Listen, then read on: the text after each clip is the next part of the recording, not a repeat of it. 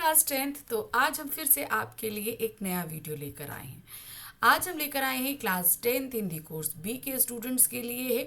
इनकी बुक है संचयन भाग 2, जिसमें कि आपके पास 3 अध्याय दिए गए हैं, हरिहर काका, सपनों के से दिन और टोपी शुक्ला।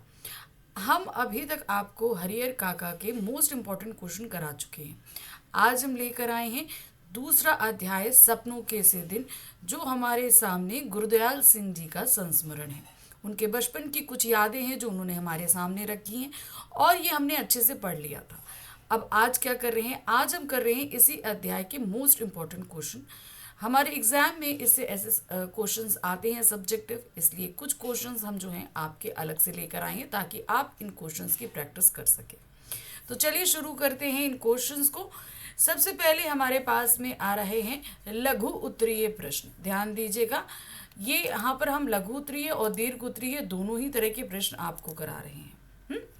सबसे पहला प्रश्न है, बच्चों की यह स्वाभाविक विशेषता होती है कि खेल ही उन्हें सबसे अच्छा लगता है। सपनों के से दिन पाठ के आधार पर स्पष्ट कीजिए।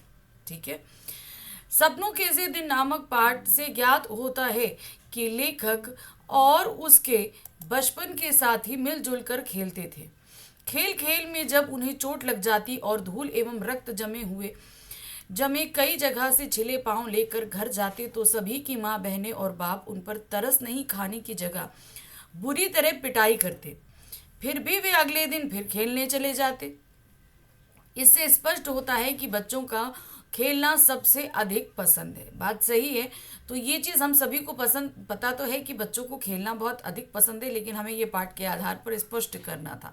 तो ये बात ये स्पष्ट करती है कि बच्चों को खेलना बहुत अधिक पसंद है। नेक्स्ट क्वेश्चन आते हैं, लेखक के बचपन के समय बच्चे पढ़ाई में रुचि नहीं लेते थे। ये बात स्पष्ट करनी है। तो लेखक और लेखक के जितने मित्र थे उन्हें पढ़ने में बिल्कुल भी मज़ा नहीं आता था। अपने बचपन के दिनों में लेखक जिन बच्चों के साथ खेलता था उनमें अधिकांश तो स्कूल जाते ही न थे, और जो कभी गए वे पढ़ाई में अरुचि होने के कारण किसी दिन अपना बस्ता तालाब में फेंक आ गए और फिर स्कूल गए ही नहीं। उनका सारा ध्यान खेलने में रहता। इससे स्पष्ट है कि लेखन के बचपन के दिन में बच्चे पढ़ाई में रुचि नहीं लेते थे। तो सिर्फ ऐसा नहीं है कि बच्चे ही, अब उनकी संगति हमारे लेखक की ऐसी थी कि उनमें कोई पढ़ने वाला था ही नहीं, तो उनको भी पढ़ने में इतना मज़ा नहीं आता था। प्रश्न 3, लेखक के बचपन में बच्चों के ना पढ़ पाने के लिए अभिभावक अधिक जिम्मेदार थे। इससे आप कितना सहमत हैं? आप कैसे कह सकते हो कि जो उनके पेरेंट्स थे वो बिल्कुल वही जिम्मेदार थे कि बच्चे नहीं पढ़ना चाहते थे? तो ये हमें पाठ के आधार पर स्पष्ट करना है और बताना भी है। भाई सहमत का मतलब है कि पाठ के आधार पर आप ये चीज़ कैसे बताएंगे। लेखक के बचपन में अधिकांश अभिभावक अपने बच्चों को स्कूल भेजने का प्रयास नहीं करते थे। परचूनिया और अड़हातिये जैसे कारोबारी भी अध्यापक से कहते कि मास्टर जी, हमें इसे कौन सा तहसीलदार लगवाना है, थोड़ा पढ़ जाए तो पंडित घनश्याम दास से मुनीमी का काम सिखा देंगे। स्कूल में अभी तक ये कुछ भी नहीं सीख पाया है। इससे स्पष्ट है कि बच्चों की पढ़ाई ना हो पाने के लिए अभिभावक अधिक जिम्मेदार थे। तो अभिभावकों के लिए जो है वो पढ़ाई इतनी थी कि हिसाब किताब आ जाए ताकि सामान खरीदना और बेचना वो समझ जाए। इससे अलावा उनके लिए पढ़ाई कोई भी मायने नहीं रखती थी। इसीलिए जब पेरेंट्स ही नहीं इस चीज़ को चाहते थे तो बच्चों के अंदर भी वो इंटरेस्ट नहीं था। नेक्स्ट क्वेश्चन है, गर्मी की छुट्टियों के पहले और आखिरी दिनों में लेखक ने क्या अंतर पाया है? जब छुट्टियां शुरू होती थी और जब छुट्टियां आखिर में आती थी तो वो अंतर क्या होता था? लेखक ने बताया है कि जब गर्मी की छुट्टियां 1.5-2 महीने की हुआ करती थी, छुट्टियों के शुरू के 2-3 सप्ताह तक बच्चे खूब खेल कूद किया करते थे। वे सारा समय खेलने में बिताया करते थे। छुट्टियों के आखिरी 15-20 दिनों में अध्यापकों द्वारा दिए गए कार्य पूरा करने का हिसाब लगाते और एक कार्य पूरा करने की योजना बनाते हुए उन छुट्टियों को भी खेल कूद में बिता देते। कि मतलब पहले तो जैसे ही स्टार्ट हुई, पहले तो छुट्टियां होती भी बहुत थी, 1.5-2 महीने की छुट्टियां हुआ करती थी। तो अब उन छुट्टियों में क्या करते थे, पहले छुट्टियां शुरू हुई तो चलो पहले खेल लेते हैं, खूब खेल लेते हैं। अब जब आखिरी के 15-20 दिन बचे, अब होमवर्क का याद आता था। होमवर्क करने बैठे तो कहते चलो हिसाब लगाते, 100 क्वेश्चन है, हम इतने इतने करेंगे तो 20 दिन में इतने क्वेश्चन हो जाएंगे। फिर उसके बाद 10 दिन बचते, इतने इतने करेंगे हो जाएगा, 5 दिन बचते, 2 दिन कहते, फिर एंड में आता रहने दो, इससे ज़्यादा क्या है, पिटाई खा लेंगे। तो ये सारी योजनाएं बना करती थी आखिर में, और आखिर में आके जो है होमवर्क हुआ ही नहीं करता था। लेखक ने सस्ता सौदा किसे कहा है और क्यों? जो बात मैंने अभी आपको बताई ना कि होमवर्क करने से अच्छा लगता था कि उनको पिटाई खा लेंगे, तो वो होता था उनका सस्ता सौदा। लेखक ने सस्ता सौदा उस समय के मास्टरों द्वारा की जाने वाली पिटाई को कहा है। इसका कारण यह है कि उस समय के अध्यापक गर्मी की छुट्टियों के लिए 200 सवाल दिया करते थे। बच्चे इसके बारे में तब सोचते जब उनकी छुट्टियां 15-20 दिन बचती। वे सोचते कि एक दिन में 10 सवाल करने पर भी 20 दिन में पूरा हो जाएगा। इस 10 दिन और बीतने पर वह 20 सवाल प्रतिदिन पूरा करने की बात सोचते, पर काम न करते। अंत में मास्टरों की पिटाई को सस्ता सौदा समझकर उसे स्वीकार कर लेते कि ठीक है चलो भाई, इससे तो अच्छा होमवर्क करने से अच्छा तो सस्ता सौदा ये है कि एक दिन खाली पिटाई ही खा लेंगे, तो वो उन्हें ज़्यादा आसान लगता था। नेक्स्ट क्वेश्चन है, लेखक ने 7वीं कक्षा तक की जो पढ़ाई की उसमें स्कूल के हेडमास्टर शर्मा जी का योगदान अधिक था, स्पष्ट कीजिए। अथवा लेखक की पढ़ाई में हेडमास्टर शर्मा जी के का योगदान स्पष्ट कीजिए। तो लेखक हमारे जो है वो उनके परिवार की आर्थिक स्थिति इतनी अच्छी नहीं थी कि उनको कॉपी किताबें वगैरह खरीद के दे पाते ताकि वो पढ़ाई आगे अच्छे से कर सके। तो फिर क्या होता था कि जो है उनके पास उनके जो हेडमास्टर थे वो किसी बच्चे की पुरानी किताबें वगैरह ला के देते थे जिससे इनकी पढ़ाई हुआ करती थी। लेखक को याद है कि उस समय पूरे साल की किताबें 1 या 2 रुपए में आ जाती थी, फिर भी अभिभावक पैसे की कमी के कारण नहीं दिला पाते थे। ऐसी स्थिति में उनकी पढ़ाई भी तीसरी चौथी में छूट जाती, परंतु स्कूल के हेडमास्टर जो किसी अमीर परिवार के बच्चों को पढ़ाने जाते थे वे उसकी पुरानी किताबें प्रतिवर्ष लेखक को दे दिया करते थे। इससे लेखक ने 7वीं तक की पढ़ाई कर ली। इस तरह से उनकी पढ़ाई में स्कूल के हेडमास्टर शर्मा जी का विशेष योगदान रहा, क्योंकि अगर किताबें नहीं मिलती तो शायद पढ़ाई भी आगे ना हो पाती अगर हेडमास्टर जी ने उनका साथ ना दिया होता। अगला क्वेश्चन है, पीटी मास्टर प्रीतम चंद को देखकर बच्चे क्यों डरते थे? वो बहुत स्ट्रिक्ट थे, पिटाई उन बहुत भयंकर करा करते थे, पनिशमेंट भी बहुत भयानक दिया करते थे। पीटी मास्टर प्रीतम चंद को स्कूल के समय में कभी भी हमने मुस्कुराते या हंसते ना देखा था। उनका ठिंगना कंद, दुबला पतला परंतु गठीला शरीर, माता के दागों से भरा चेहरा, यानी कि माता के दाग यानी कि चिकन पॉक्स जो निकलती है ना उसके, और बास सी तेज आंखें, खाकी वर्दी, चौड़े पंजों वाले बूट, सभी कुछ भी ही भयभीत करने वाला हुआ करता था। उनका ऐसा व्यक्तित्व बच्चों के मन में भय पैदा करता और वे डरते थे। तो मतलब मुस्कुराते नहीं तो उनको इससे लगता था कि बहुत स्ट्रिक्ट हैं, और पनिशमेंट भी बहुत भयानक दिया करते थे। तो इसलिए बच्चे जानते थे कि इनको गुस्सा दिलाना अच्छी बात नहीं है। और दूसरा उनका जो उनका जो कद काठी और पहनावा जो था वो भी उन बच्चों को थोड़ा सा डराता था। प्रश्न संख्या 8 है, फारसी की कक्षा में मास्टर प्रीतम चंद ने किस तरह शारीरिक दंड दिया जो बच्चों को आजीवन याद रहा? तो प्रीतम चंद जी जो है वो बच्चों को क्या पढ़ाते थे? फारसी पढ़ाते थे। तो फारसी में उन्होंने कुछ याद करने के लिए एक बार दिया, और जब नहीं याद हुआ तो बच्चों को मुर्गा बना दिया करते थे। मास्टर प्रीतम चंद बच्चों को 4वीं कक्षा में फारसी पढ़ाते। बच्चों को फारसी अंग्रेजी से भी कठिन लगती थी। एक सप्ताह बाद ही प्रीतम चंद ने बच्चों को शब्द रूप याद करके आने और उसे जबानी सुनाने को कहा। ठीक है, संस्कृत में आप लोग शब्द रूप होते हैं ना, वैसे फारसी में भी होते हैं, पर कठिन होने के कारण कोई सुना ना सका।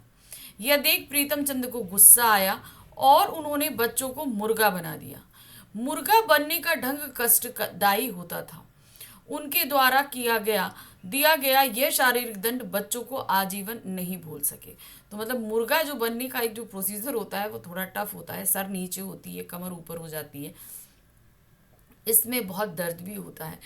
तो इस तरीके से उनको ये जो पूरा प्रोसीजर था इतना कष्टकारी था, इसलिए उन्हें हमेशा याद रहा। प्रश्न संख्या 9 है, हेडमास्टर ने प्रीतम चंद के विरुद्ध क्या कार्यवाही की। प्रीतम चंद बहुत सख्त जो है वो सजाएं दे करते थे, मगर हेड मास्टर को ये सारी चीज़ें पसंद नहीं थी। जब उन्होंने देखा कि प्रीतम चंद इतने ज़्यादा स्ट्रिक्ट हैं और बच्चों को ऐसी पनिशमेंट देते हैं, तो फिर उन्होंने कार्रवाई करी। वो कार्रवाई क्या थी? हेडमास्टर शर्मा जी ने देखा कि प्रीतम चंद ने छात्रों को मुर्गा बनाकर शारीरिक दंड दे रहे हैं, तो वे क्रोधित हो उठे। उन्होंने इसे तुरंत रोकने का आदेश दिया। उन्होंने प्रीतम चंद के निलंबन का आदेश रियासत की राजधानी नाभा भेज दिया। वहां के शिक्षा विभाग के डायरेक्टर हरजी लाल के आदेश को मंजूरी मिलना आवश्यक था। तब तक प्रीतम चंद स्कूल नहीं आ सकते थे। तो मतलब उनको तुरंत ही बर्खास्त निलंबित कर दिया गया था। तो ये कार्रवाई करी थी क्योंकि बच्चों को वो बहुत कठिन पनिशमेंट देते थे। नेक्स्ट क्वेश्चन है, प्रीतम चंद के निलंबन के बाद भी बच्चों के मन में उनका डर किस तरह समाया था? कि मतलब ये पता था कि उनका निलंबन हो गया है, लेकिन जैसे ही फारसी के पीरियड की घंटी बजती, बच्चे मारे डर के वहाँ इकट्ठा हो जाया करते थे कि अब जो है प्रीतम चंद आने वाले हैं। जब तक उनकी जगह पे कोई दूसरा अध्यापक नहीं आता, तब तक उनकी सांसें अटकी रहती थी। विद्यालय के लड़के पीटी मास्टर प्रीतम चंद की पिटाई से इतने डरे हुए थे कि यह पता होते हुए भी कि पीटी मास्टर प्रीतम चंद को जब तक नाभा के डायरेक्टर बहाल नहीं करेंगे, तब तक वह स्कूल में कदम नहीं रख सकते। जब भी फारसी की घंटी बजती तो बच्चों की छाती धक धक करती फटने को आ जाती कि मतलब प्रीतम चंद जी का पीरियड हो गया। परंतु जब तक शर्मा जी स्वयं या मास्टर राम जी कमरे में फारसी पढ़ाने ना जाते, उनके चेहरे मुरझाए रहते। इस तरह उनका डर बच्चों के मन में जमकर बैठा हुआ था। मतलब कि उनको पता है कि निलंबन हो चुका है, नहीं आ सकते, लेकिन फारसी की घंटी बजते ही उन लोग की जान आधी हो जाती थी कि पता नहीं अब प्रीतम चंद आएंगे। जब तक दूसरे मास्टर नहीं आ जाते क्लास में, तब तक उनकी सांसें अटकी रहती थी। अब हम आ गए दीर्घोत्तरीय प्रश्न पे। ठीक है, दीर्घोत्तरीय प्रश्न देखिए, अभी तक लघुत्तरीय थे, 10 क्वेश्चन हमने लघुत्तरीय किए, अब दीर्घोत्तरीय हैं। पहला प्रश्न है, लेखक ने अपने विद्यालय को हरा भरा बनाने के लिए किए गए प्रयासों का वर्णन कीजिए, इससे आपको क्या प्रेरणा मिलती है। तो उनका विद्यालय काफ़ी हरा भरा था, वो आपको बताना है, और आपको इससे क्या प्रेरणा मिलती है ये बताना है। लेखक के विद्यालय में अंदर जाने के रास्ते में दोनों ओर अलियार के बड़े बड़े ढंग के कटे छटे झाड़ उगे हुए थे। उसे उनके नीम जैसे पत्तों की गंध अच्छी लगती थी। इसके अलावा उन दोनों क्यारियों में कई तरह के फूल उगाए जाते थे। इनमें गुलाब, गेंदा और मोतिया की दूध सी कलियां होती थी, जिनकी महक बच्चों को आकर्षित करती थी। ये फूलदार पौधे विद्यालय की सुंदरता में वृद्धि करते थे। इससे हमें यह प्रेरणा मिलती है कि हमें भी विद्यालय को स्वच्छ बनाते हुए हरा भरा बनाए रखने का प्रयास करना चाहिए। हमें तरह तरह के पौधे लगाकर उनकी देखभाल करनी चाहिए और विद्यालय को हरा भरा बनाने में योगदान देना चाहिए। तो हम जहाँ कहीं भी रहें, वहाँ सब कुछ हरा भरा रहे, तो ये ध्यान रखिए कि उससे आसपास का इन्वायरमेंट बहुत ही क्लीन रहता है। इसलिए जो है हमें अपने स्कूल, अपने घर के आसपास जो है ऐसी हरियाली रखनी चाहिए। प्रश्न संख्या 2 है, लेखक और उसके साथियों द्वारा गर्मी की छुट्टियां बिताने का ढंग आजकल के बच्चों द्वारा बिताई जाने वाली छुट्टियों से किस तरह अलग होता है।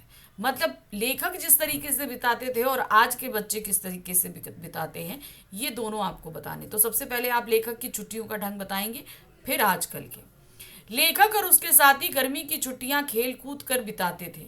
वे घर से कुछ दूर तालाब पर चले जाते, कपड़ों को उतार पानी में कूद जाते और कुछ समय बाद भागते हुए एक रेतीले टीले पर जाकर रेत के ऊपर लौटने लगते। मतलब गीला शरीर है तो फिर उस पर रेत चिपक जाएगी। गीले शरीर को गर्म रेत में खूब लथपथ कर उसी तरह भागते। फिर उस तरफ भागते कहाँ? तालाब की तरफ। किसी ऊंची जगह से तालाब में छलांग लगा देते। रेत के गंदले पानी से साफ कर फिर टीले की ओर भागते। मतलब ये प्रोसीजर वो कम से कम 7-8 बार या कभी कभी इससे ज़्यादा भी बार करते थे।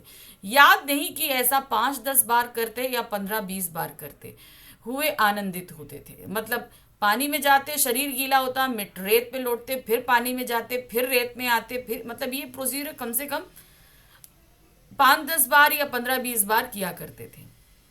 आजकल के बच्चों द्वारा ग्रीष्म अवकाश पूरी अलग ढंग से बिताया जाता है। अब तालाब न रहने से वहां नहाने का आनंद नहीं लिया जा सकता। बच्चे घर में रहकर ludo, chess, video game, computer पर गेम जैसे इंडोर गेम्स खेलते हैं। वे टीवी पर कार्टून और फिल्में देखकर अपना समय बिताते हैं। कुछ बच्चे माता पिता के साथ ठंडे स्थानों या पर्वतीय स्थानों की सैर के लिए भी जाते हैं। बहुत से बच्चे ननिहाल भी जाते हैं। तो ऐसे तरीके से जो बिताया जाता है जो आजकल के बच्चे के हैं वो आप यहाँ पर लिख सकते हैं। नेक्स्ट क्वेश्चन है, मास्टर प्रीतम चंद को स्कूल से क्यों निलंबित कर दिया गया? निलंबन के औचित्य और उस घटना से उभरने वाले जीवन मूल्यों पर विचार डालिए। ठीक है, तो उन्होंने इतना इतना भयानक बच्चों को दंड देते थे कि इसी वजह से जो है हेड मास्टर जी ने उनको निलंबित किया था। मास्टर प्रीतम चंद सख्त अध्यापक थे। वे छात्रों की जरा सी गलती देखते ही उनकी पिटाई कर देते थे। वे छात्रों को फारसी पढ़ाते थे। छात्रों को पढ़ाते हुए अभी एक सप्ताह भी न बीता था कि प्रीतम चंद ने उन्हें शब्द रूप याद करके आने को कहा। अगले दिन जब कोई भी छात्र शब्द रूप न सुना सका तो उन्होंने सभी को मुर्गा बनवा दिया और पीठ ऊंची करके रख होने के लिए कहा कि मतलब मुर्गा बनो और पीठ ऊंची करो तो सर बहुत नीचे हो जाता है। इसी समय हेडमास्टर साहब वहां आ गए। उन्होंने प्रीतम चंद को ऐसा करने से तुरंत रोकने के लिए कहा और उन्हें निलंबित कर दिया। प्रीतम चंद का निलंबन उचित ही था क्योंकि बच्चों को इस तरह फारसी क्या कोई भी विषय नहीं पढ़ाया जा सकता। शारीरिक दंड होने से बच्चों को ज्ञान नहीं दिया जा सकता है। इससे बच्चे दब्बू हो जाते हैं। उनके मन में अध्यापकों और शिक्षा के प्रति भय समा जाता है। इससे पढ़ाई में उनकी रुचि समाप्त हो जाती है। नेक्स्ट क्वेश्चन आते हैं, क्वेश्चन नंबर 4। बच्चों सपनों के से दिन पार्ट में हेडमास्टर शर्मा जी की बच्चों को मारने पीटने वाले अध्यापकों के प्रति क्या धारणा थी? जीवन मूल्यों के संदर्भ में उनके औचित्य पर अपने विचार लिखिए। तो हेडमास्टर जी शर्मा जी की बच्चों को मारने पीटने वाले अध्यापकों के प्रति क्या राय थी, तो हेडमास्टर जी क्या सोचते थे, वो सारी चीजें इसमें आपको अपने विचार प्रकट करने, पहले वो बताएंगे और फिर उस पर आप अपने विचार लिखेंगे। सपनों के से दिन पाठ में वर्णित हेडमास्टर शर्मा जी बच्चों से प्यार करते। वे बच्चों को प्रेम, अपनत्व, पुरस्कार आदि के माध्यम से बच्चों को अनुशासित रखते हुए उन्हें पढ़ाने के पक्षधर थे। वे गलती करने वाले छात्र की भी पिटाई करने के पक्षधर न थे। जो अध्यापक बच्चों को मारने पीटने या शारीरिक दंड देने का तरीका अपनाते थे उनके प्रति उनकी धारणा अच्छी न थी। ऐसे अध्यापकों के विरुद्ध वे कठोर कदम उठाते थे। ऐसे अध्यापकों को स्कूल में आने से रोकने के लिए वे उनके निलंबन तक की सिफारिश करते थे कि मगर स्कूल में है तो आप उनको हटा दीजिए। हेडमास्टर शर्मा जी का ऐसा करना पूरी तरह उचित था क्योंकि बच्चों के मन में शिक्षा का भय निकालने के लिए मारपीट जैसे तरीकों को बच्चों से कोसों दूर रखना जाना चाहिए। मारपीट के भय से अनेक बच्चे स्कूल छोड़ देते हैं तो बहुत से डरे सहमे कक्षा में बैठे रहते हैं और पढ़ाई के नाम पर किसी तरह दिन बिताते हैं। ऐसे बच्चों के मन में अध्यापकों के सम्मान के नाम पर घृणा भर जाती है तो वो क्या है, टीचर्स से चिढ़ने लगते हैं, पढ़ाई से चिढ़ने लगते हैं। तो ऐसा नहीं होना चाहिए। अगला प्रश्न है, सपनों के इस दिन पाठ के आधार पर बताइए कि बच्चों का खेल कूद में अधिक रुचि लेना अभिभावकों को अप्रिय क्यों लगता था? पढ़ाई के साथ खेलों का छात्र जीवन में क्या महत्व है और इससे किन जीवन मूल्यों की प्रेरणा मिलती है? तो देखिए उस समय क्या था कि आप पढ़ाई कर रहे हो, खेलो कूदो नहीं, ये एक सोच थी उनकी, जबकि खेलना कूदना भी बहुत ही ज़रूरी होता है क्योंकि इससे हम जहाँ शरीर को स्वस्थ रख सकते हैं वही हमारा मन भी स्वस्थ रहता है और हम फ्रेश माइंड से अच्छा पढ़ पाते हैं। सपनों के इसी दिन पाठ में जिस समय का वर्णन हुआ है उस समय अधिकांश अभिभावक अनपढ़ थे। वे निरक्षर होने के कारण शिक्षा के महत्व को नहीं समझते थे। इतना ही नहीं, वे खेल कूद को समय गंवाने से अधिक कुछ नहीं मानते थे। तो पढ़ाई को तो इम्पोर्टेंस है ही नहीं, खेल कूद को भी समय गंवाना समझते थे। अपनी इस सोच के कारण बच्चे खेल कूद में जब चोटिल हो जाते और कई जगह छिला पांव लिए आते तो उन पर रहम करने की जगह पिटाई होती। यानी कि बच्चों को चोट लगी, उस पर उनको प्यार करे, दुलार करे, बैंडेज करे, उस पे उनको और पिटाई पड़ती थी। वे शारीरिक विकास और जीवन मूल्यों के उन्नयन में खेलों की भूमिका को नहीं समझते थे। इसीलिए बच्चों को खेल कूद में रुचि लेना उन्हें अप्रिय लगता था। छात्रों के लिए पढ़ाई के साथ साथ खेलों का भी विशेष महत्व है। बात सही है। देखिए आजकल हम लोग के जो स्कूल में पीरियड्स लगते हैं उनमें कम से कम 1 या 2 पीरियड्स तो एक्टिविटी पीरियड होते हैं, ताकि बच्चे जो हैं वो शारीरिक व्यायाम कर सकें। ये खेल कूद एक और हमारे शारीरिक और मानसिक विकास के लिए आवश्यक है, तो दूसरी ओर सहयोग की भावना, पारस्परिकता, सामूहिकता, मेल जोल रखने की भावना, हार जीत को समान समझना, त्याग, प्रेम, सद्भाव जैसे जीवन मूल्यों को उभारते हैं तथा उन्हें मजबूत बनाते हैं। इन्हीं जीवन मूल्यों को अपना कर व्यक्ति अच्छा इंसान बनता है। तो खेलने से सिर्फ ये नहीं होता है कि हम समय बर्बाद करें, उससे हम बहुत सारी चीज़ों को सीखते हैं। तो ये रहा हमारा दूसरा अध्याय, सपनों के से दिन के सारे प्रश्न मैंने यहाँ पर आपको कराने का प्रयास किया कि जितने क्वेश्चंस बन सकते थे मैं सब आपके लिए लेकर आई हूँ। इसी तरीके से आगे और भी अध्याय हैं जिनके प्रश्न लेकर हम आएंगे। तो मिलते ही जल्दी। अगला अध्याय हमारा है टोपी शुक्ला। मैं लेकर आऊंगी उसके most important question. Thank you for watching. Bye bye.